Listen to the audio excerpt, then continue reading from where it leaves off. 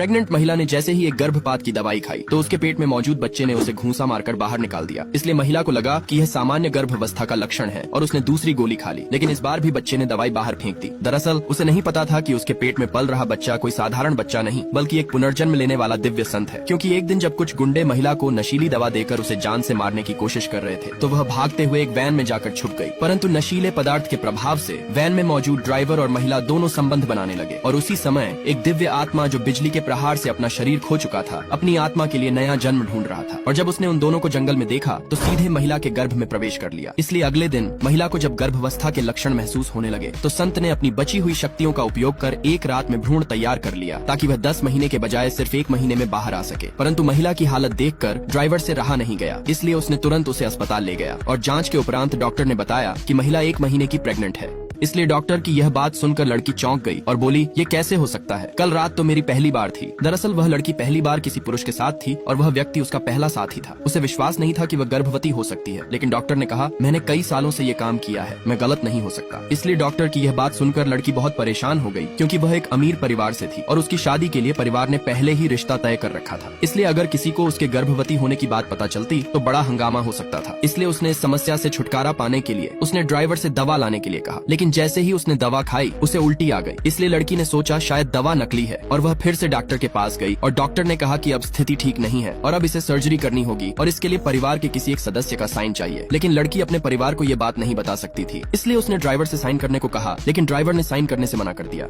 इसलिए लड़की ने उसे कहा, अगर तुम साइन करोगे तो मैं तुम्हें 2 लाख रुपए दूंगी और इसके बाद जो भी होगा वह तुम्हारी जिम्मेदारी नहीं होगी। इसलिए ड्राइवर साइन करने के लिए मान जाता है, परंतु जैसे ही वह साइन करने जाता है तो लड़की के पेट में पल रहा बच्चा बोलने लगा कि मत करो ऐसा, मैं तुम्हारा बच्चा हूँ। यह सुनकर ड्राइवर हैरान हो गया और इधर उधर देखने लगा, लेकिन बच्चा बोला, मैं स्वर्ग से आया हुआ एक दिव्य संत हूँ और अब मैं तुम्हारा बच्चा हूँ, इसलिए मुझे बचा लो, मैं तुम्हें अमीर बना दूंगा। लेकिन ड्राइवर बच्चे की आवाज सुनकर अभी भी कंफ्यूज था, इसलिए जब उसने महिला के पेट की तरफ देखा तो उसे महसूस हुआ कि बच्चा सच कह रहा है। परंतु लड़की को लगा कि ड्राइवर बहाने बना रहा है, इसलिए उसने गुस्से में उसे एक थापड़ जड़ दिया। लेकिन ड्राइवर पूरी तरह से कंफ्यूज था, उसे समझ नहीं आ रहा था कि एक दिन में बच्चा कैसे बोल सकता है, लेकिन स्वर्गीय शक्तियों के कारण वह बच्चा सिर्फ 3 दिन में जन्म लेने वाला था।